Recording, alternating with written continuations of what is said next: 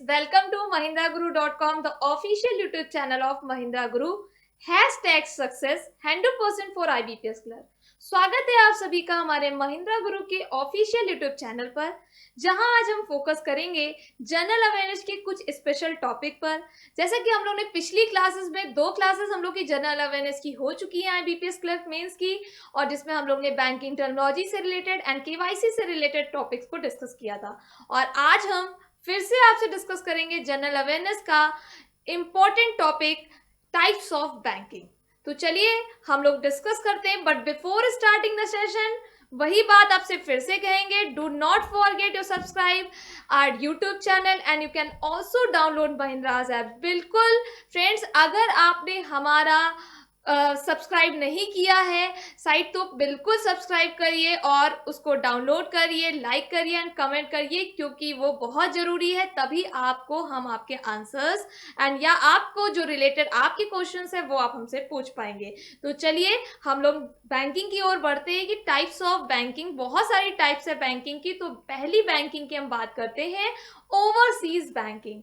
What is overseas banking? Banking with foreign operations, that means are working abroad with its many branches। अगर हम बहुत simple सी language में बात करते हैं कि ओवरसीज बैंकिंग क्या होती है, तो ओवरसीज बैंकिंग का मतलब होता है एक ऐसी बैंक, जैसे हमारी इंडिया की जितनी भी बैंकें हैं, अगर वो फॉरेन में वर्क कर रही हैं, मतलब इंडिया की बैंक फॉरेन में अगर उसकी ब्रांचेस ओपन है, तो वो बैंकिंग आपकी ओवरसीज बैंकिंग है। अगर एक सिंपल सा क्वेश्चन इससे ये बन सकता है कि ओवरसीज ब्रांचेस सबसे ज्यादा इंडिया की फॉरेन में कौन सी हैं, तो आपका आंसर वहां पे क्या हो सकता है कैंडिडेट्स? बिल्कुल यहाँ पे क्वेश्चन हमने आप पर दिया है कि अगर एक क्वेश्चन यहाँ पे पुटअप हो जाता है कि सबसे ज्यादा ओवरसीज ब्रांचेस किसकी है, तो आप क्या आंसर दोगे? तो चलिए डिस्कस करते हैं। अगर यहाँ पे क्वेश्चन ये पुटअप होता है कि सबसे ज्यादा ओवरसीज ब्रांचेस किसकी है, तो आपका आंसर होगा SBI। क्योंकि यहाँ पे डाउट इसलिए हो सकता है क्योंकि अभी रिसेंटली पहले BOB की सबसे ज्यादा ब्रांचेस फॉरेन में थी, बट अभी स्टिल अगर हम आज की बात करते हैं तो इस समय सबसे ज्यादा ब्रांचेस SBI की हो गई है, क्योंकि अभी इजराइल में एक ब्रांच आपकी खुली हुई है। तो ओवरसीज ब्रांच का मतलब है कि इंडियन बैंकों की ब्रांचेस अगर फॉरेन में ओपन है, तो वो बैंक आपकी कौन सी होती है? वो बैंकिंग आपकी ओवरसीज बैंकिंग होती है। तो चलिए नेक्स्ट बैंकिंग की ओर बढ़ते हैं कि मर्चेंट बैंकिंग क्या है। What is merchant banking? Merchant word का मतलब होता है आपका ट्रेड से रिलेटेड। आपका ट्रेड से रिलेटेड मतलब है merchant banking primary involves financial advice and service for large corporations and wealthy individuals. कहने का मतलब है, फिर वही शॉर्ट में बात को समझेंगे कि मर्चेंट बैंकिंग का मतलब होता है एक ऐसी बैंकिंग जो कंपनी की कैपिटल को बढ़ाने के लिए, ट्रेड को बढ़ाने के लिए उनको लोन प्रोवाइड करती है और कंसल्टेंसी सर्विसेज प्रोवाइड करती है। मर्चेंट बैंकिंग हमने क्या कहा? मर्चेंट बैंकिंग, मर्चेंट वर्ड मतलब होती है ट्रेड, तो मर्चेंट बैंकिंग का मतलब है कि एक ऐसी बैंकिंग जो कंपनी की कैपिटल को बढ़ाने के लिए उनको लोन प्रोवाइड करती है। And consultancy, it mean consultancy, what is means consultancy? Consultancy का मतलब होता है परामर्श देना। क्या देना? परामर्श देना। तो बैंकिंग सर्विसेज तो प्रोवाइड कर ही रही है, साथ में आपकी कंसल्टेंसी सर्विसेज भी प्रोवाइड कर रही है। वो बैंकिंग आपकी मर्चेंट बैंकिंग होती है। तो याद रखिएगा कैंडिडेट्स, ये सारे क्वेश्चन जो होते हैं आपकी टाइप्स ऑफ बैंकिंग, ये इंटरव्यू के पर्पज से भी बहुत ज़्यादा इंपॉर्टेंट है। नेक्स्ट बैंकिंग की ओर बढ़ते हैं, door to door banking. What is door to door banking? क्या है door to door banking? Door मतलब दरवाजा। तो अगर हम बात करें तो घर घर जाकर जो सर्विसेज प्रोवाइड करती है, door step banking means to deliver banking and financial services at the door step of the common bank. The business correspondent model for financial inclusion in an example 2 of door-to-door banking। बहुत simple सी language में समझते हैं। यहाँ पे हम थोड़ा सा financial inclusion discuss करेंगे कि व्हाट इज फाइनेंशियल इंक्लूजन, जिसको हम लोग हिंदी में कहते हैं वित्तीय समावेशन, क्या होता है?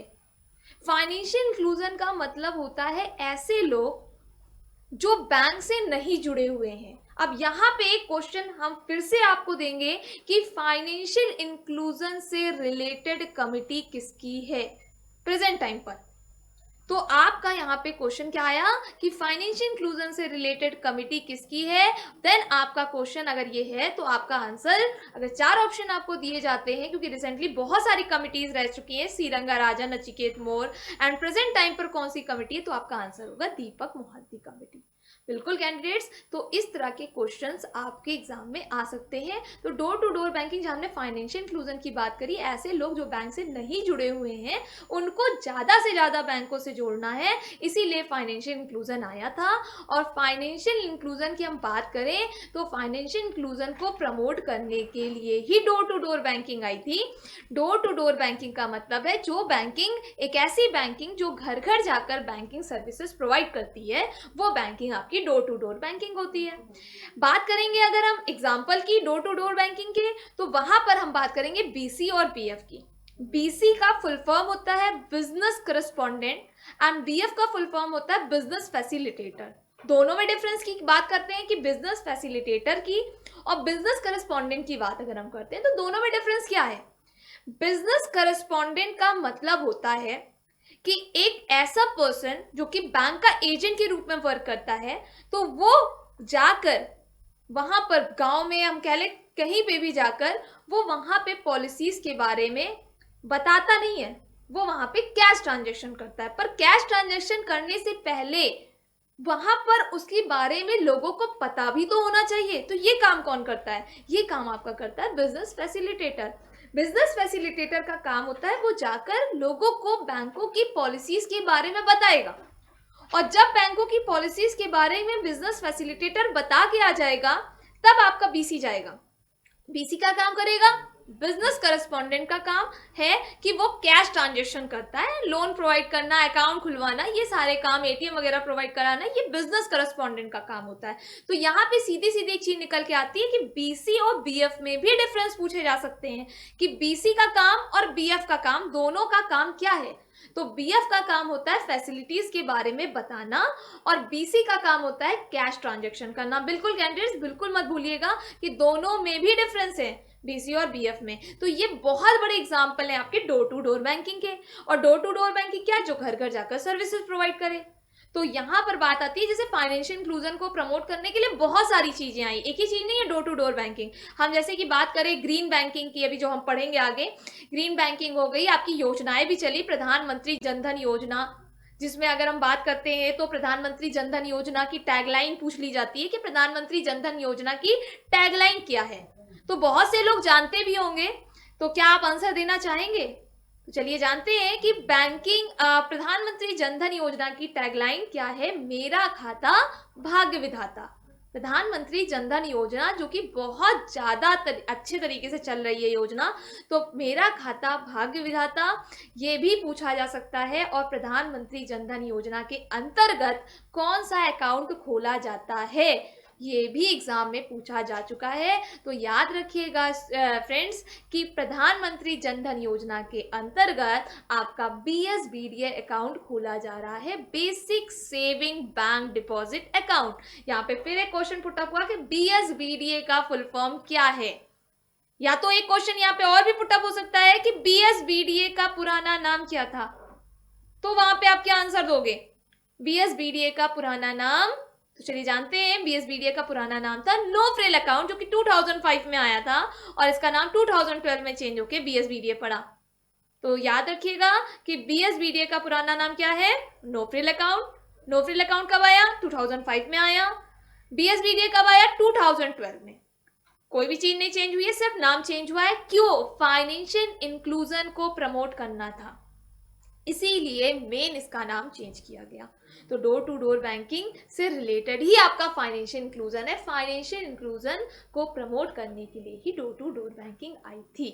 नेक्स्ट पॉइंट पर अगर हम बढ़ते हैं कि टाइप्स ऑफ बैंकिंग में नेक्स्ट बैंकिंग है हमारी universal banking. What is universal banking? Universal banking तो बहुत से लोग जानते होंगे, यूज तो सब लोग ही करते हैं जनरली। तो यूनिवर्सल एक ऐसी बैंकिंग जो, चलिए जानते हैं, universal banking means allowing financial institutions to undertake all kinds of activity of banking: credit cards, insurance, mutual funds, merchant banking, etc. in addition to saving and loan. बात हम लोग सिंपल सी language में करते हैं क्योंकि इतना टाइम नहीं होता इंटरव्यू में बताने का कि हम इतनी बड़ी डेफिनेशन वहां पे जाके बोलें. बहुत सिंपल सी लैंग्वेज है. यूनिवर्सल बैंकिंग एक ऐसी बैंकिंग है जहां पर सिर्फ और सिर्फ, क्योंकि अगर हम बैंक के फंक्शंस की बात करें तो बैंक का फंक्शन ही होता है कि डिपॉजिट करना और लैंडिंग करना. बट अगर हम बात करते हैं यूनिवर्सल बैंकिंग की, तो आज के समय में सिर्फ बैंक का ये काम ही नहीं रह गया कि वो डिपॉजिट करे और लैंडिंग करे. तो आज के समय में अगर हम बात करते हैं तो बैंकिंग की बात करें अगर हम, तो बैंकिंग में बहुत सारी एक्टिविटीज होने लगी हैं. तो वही बैंकिंग आपकी यूनिवर्सल बैंकिंग होती है. इट मीन्स कि एक ऐसी बैंकिंग जहां पर डिपॉजिट और लैंडिंग के साथ साथ ऑल फाइनेंशियल एक्टिविटीज भी होती हो, वो बैंकिंग आपकी यूनिवर्सल बैंकिंग होती है. बिल्कुल याद रखिएगा, यूनिवर्सल बैंकिंग क्या होती है? एक ऐसी बैंकिंग जहां पर हम डिपॉजिट भी करते हैं और लेंडिंग भी करते हैं. वो तो एक प्राइमरी फंक्शन है, बट ऑल फाइनेंशियल एक्टिविटीज जहां पर होती हैं वो बैंकिंग आपकी क्या होती है? यूनिवर्सल बैंकिंग होती है. एग्जाम्पल फॉर अगर हम बात करते हैं अदर एक्टिविटीज में क्या आता है, then credit card facility provide करना, शेयर मार्केटिंग करना, इंश्योरेंस प्रोडक्ट सेल करना, इस तरह की बैंकिंग आपके. म्यूचुअल फंड, अब यहाँ पे एक वर्ड उठा है mutual fund. What is mutual fund? एक क्वेश्चन हम उठाएंगे कि म्यूचुअल फंड क्या होता है. एग्जाम में बहुत पूछा जाता है कि म्यूचुअल फंड की अगर हम बात करें तो म्यूचुअल फंड किससे रिलेटेड या इसको रेगुलेट कौन करता है? तो बिल्कुल याद रखिएगा, mutual fund is regulated by SEBI. Mutual fund का मतलब होता है कि कुछ प्रोफेशनल पर्संस जो हमारे पैसे को कलेक्ट करते हैं और उसको शेयर मार्केट में इन्वेस्ट करते हैं. तो म्यूचुअल फंड जिसको रेगुलेट कौन करता है? जब शेयर मार्केट की बात आती है तो वहां पे सीधी सीधी सी बात आती है सेबी की. सेबी का फुल फॉर्म, सेबी का फुल फॉर्म है security exchange board of India. SEBI का हेडक्वार्टर भी एग्जाम में पूछा जाता है. मतलब हमने क्या कहा, एक क्वेश्चन से बहुत तरीके के क्वेश्चंस बन सकते हैं.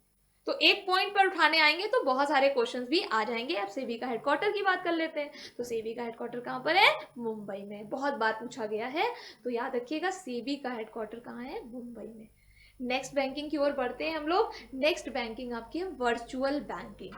वर्चुअल बैंकिंग, वर्चुअल बैंकिंग को क्या हम कोई और नाम भी दे सकते हैं? क्या आपने कुछ और नाम भी सुना हो ऐसा वर्चुअल बैंकिंग के अलावा इसका नाम?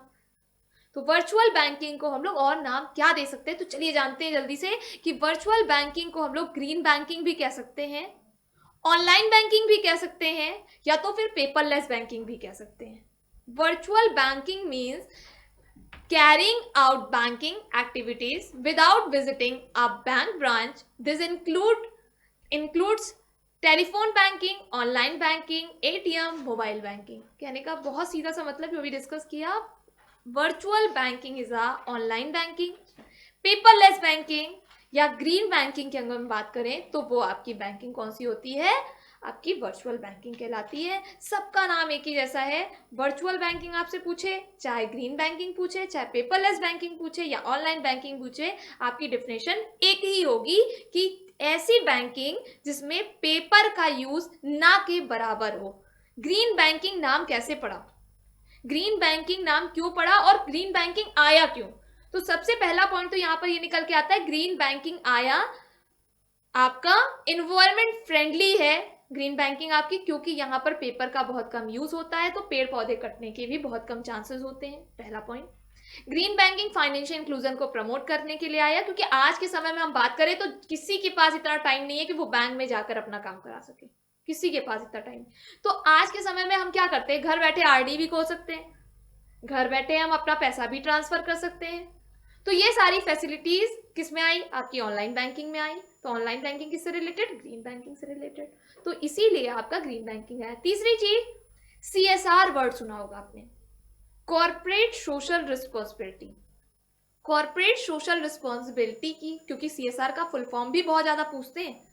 सीएसआर कॉर्पोरेट सोशल रिस्पॉन्सिबिलिटी आखिर क्या है? क्या सुना है कभी?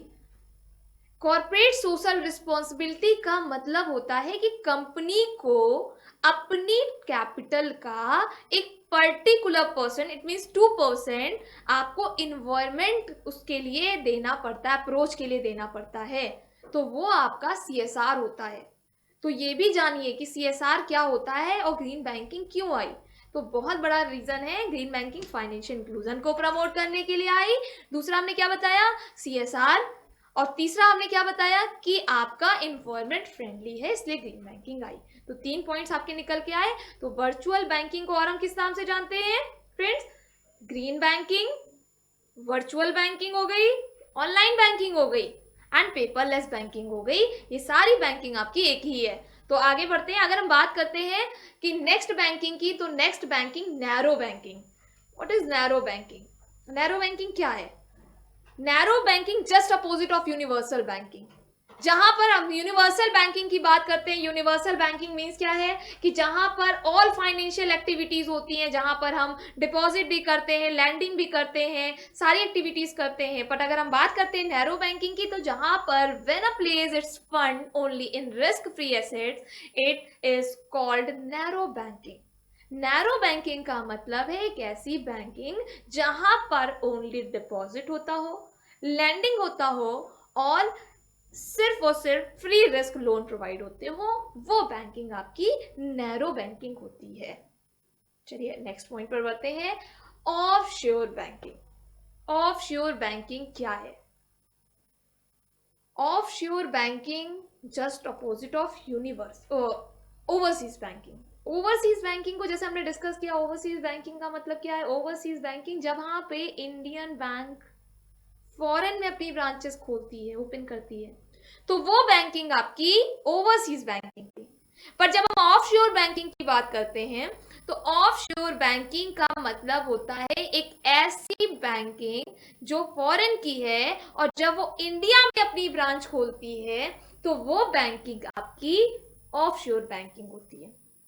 ठीक है, ऑफशोर बैंकिंग जो कि स्पेशल इकोनॉमिक जोन के अंडर में वर्क करती है, क्योंकि इससे बहुत सारे फायदे क्या होते हैं। मतलब अगर हम बात करते हैं ऑफशोर बैंकिंग की, तो ऑफशोर बैंकिंग को खोलने का अगर हम एडवांटेज देखें, तो पहला पॉइंट अगर हम निकल के आता है तो सिक्योरिटी, पहला पॉइंट। एडवांटेज इंपॉर्टेंस की बात करें, सर्विसेज, टैक्स एडवांटेज की बात करें तो ऑफशोर बैंकिंग अच्छी है, आपकी फॉरेन एक्सचेंज सर्विसेज में हेल्प करती है, आपकी लैंडिंग एंड क्रेडिट में हेल्प करती है। ऑफशोर बैंकिंग की अगर हम बात करें तो एक ऐसी बैंकिंग जहां पर फॉरेन बैंक की ब्रांचेस अगर हमारी इंडिया में ओपन होती हैं, तो वो बैंकिंग आपकी कौन सी बैंकिंग होती है? Offshore banking. तो याद रहेगा ना कैंडिडेट्स की ये स्पेशल इकोनॉमिक जोन के अंडर में वर्क करती है। अगर हम एग्जाम्पल की बात करें, बहुत सारे फॉरेन की ब्रांचेस हमारी इंडिया में खुली हुई हैं, स्टैंडर्ड चार्टर्ड बैंक हो गया, सिटी बैंक हो गया, तो इस तरह की बैंकिंग आपकी कौन सी बैंकिंग है? आपकी ऑफशोर बैंकिंग है। नेक्स्ट बैंकिंग की ओर बढ़ते हैं, नीच बैंकिंग। नीच बैंकिंग क्या है? नीच बैंकिंग की अगर हम बात करें, तो नीच बैंकिंग आपने सुनी तो बहुत जनरली लोगों ने सुनी होगी। नीच बैंकिंग थोड़ी सी नई बैंकिंग है। नीच बैंकिंग की अगर हम बात करते हैं कि नीच banking bank that cater to and serve the needs of a certain demographic segment of the population. Niche banks typically target a specific market or type of customer and tailor a bank advertising, product mix and operation to this target market preferences. बहुत simple सी language है, एक line में समझते हैं। एक ऐसी banking जो किसी पर्टिकुलर एरिया को फोकस करती है, एक ऐसी बैंकिंग जो किसी पर्टिकुलर एरिया को फोकस करती है या किसी पर्टिकुलर मार्केट को फोकस करती है, वो बैंकिंग आपकी कौन सी बैंकिंग होती है? नीच बैंकिंग होती है। अगर हम बात करते हैं इसकी 4 बेनिफिट्स की बात करते हैं कि नीच बैंकिंग के 4 बेनिफिट्स बताइए, तो पहला बेनिफिट्स है कि increased it all to get into the working with the customer that eat up your time and your money। पहला पॉइंट निकल कर आता है। रेड्यूस मार्केटिंग कॉस्ट हो गया, थर्ड हो गया रेड्यूस कंपटीशन, एंड फोर्थ हो गया ग्रेटर ट्रस्ट एंड क्रेडिबिलिटी। तो नीच बैंकिंग की ये 4 बेनिफिट्स हैं। तो एक ऐसी बैंकिंग जो एक पर्टिकुलर एरिया को फोकस करती है, प्रमोट करती है उसको बढ़ाने के लिए, वो बैंकिंग आपकी नीच बैंकिंग होती है। तो ये बैंकिंग बहुत इंपॉर्टेंट बैंकिंग है। और भी टाइप्स की बैंकिंग है आपकी, तो ये बैंकिंग जो आप लोग को एग्ज़ाम के पॉइंट ऑफ व्यू से अगर हम बात करें तो इम्पॉर्टेंट है, जो इंटरव्यू में भी बहुत ज़्यादा पूछा चुका है जाके, चाहे तो आपका आईबीपीएस क्लर्क का इंटरव्यू हो, चाहे आईबीपीएस पीओ का इंटरव्यू हो, चाहे आरआरबी का हो, चाहे वो आरबीआई का हो, नाबार्ड का हो, किसी भी बात करते हैं तो ये सारे बैंकिंग पूछी जाती है एग्ज़ाम में, और एग्ज़ाम के से इम्पॉर्टेंट है और इंटरव्यू के पर्पज से भी इम्पॉर्टेंट है।